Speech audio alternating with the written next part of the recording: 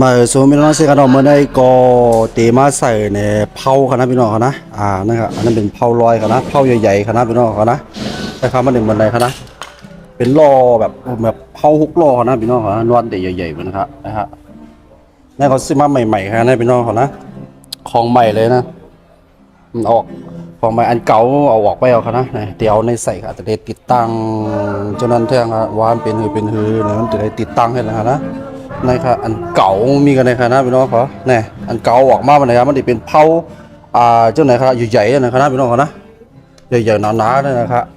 นะครับเนี่ยนัดล้อเนี่ยจะมี6 ตัวขวาเลยพี่น้องเขานะนัดล้อเนี่ยมี6อันเขาต่างกันดำๆกันนะน็อตโค้งนะ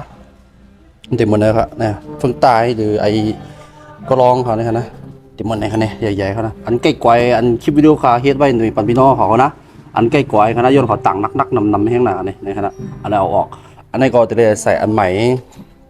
อันนั้นครับจะได้ใส่อันใหม่อันนั้นอันนี้เขายกลงอันนี้มันเหมือนเปืนนะของหาของมันมีค่ะย่อมบอกว่ามันเป็นเผาเก่าฮะเนาะเจ้าว่าให้เปลี่ยนเป็นตั้งเซนนี่เขาว่านี่นั่นนะแต่ติดตั้งเผาใหม่ครับเอาในมาใส่นะครับเป็นตั้งเซนนะครับนะข้างในเนาะเขาเป็นเลยว่างจะไหนอันนั้นกำจะได้เอาอันนั้นคืนให้ก็เลยว่างขนาดนั้นไงอาจจะมีผักขอบอันนั้นนะเนี่ยชงก็ปิดใจเขาเนี่ยเอาออกมาเสียงเขาเนี่ยอันนั้นก็จะได้ว่างอะไรแต่ที่ขอบไก่เผาที่เผาไว้หาเนี่ยเนี่ยว่าก่อกำตีเลยมาเชื่อมกันฮะเนี่ยอันนั้นติดตั้งเผาลอยเขาพอพี่น้องมึงเตอร์เขาใครเนี่ยเขาลาดอะไรหรือสั่งมือปั่นพี่น้องเตอร์เขานะเผาลอยเขานะเข้มนะครับเนี่ยนะครับเนี่ยโอ้ยใหญ่กว่าใหญ่ลีนะมันเป็นเผา6 ล้อของญี่ปุ่นนะ6 ล้อของญี่ปุ่นเป็นเอาส่งมาพวกเนี่ยเขาคนไทยเขาเอามาใส่ขนาดนี้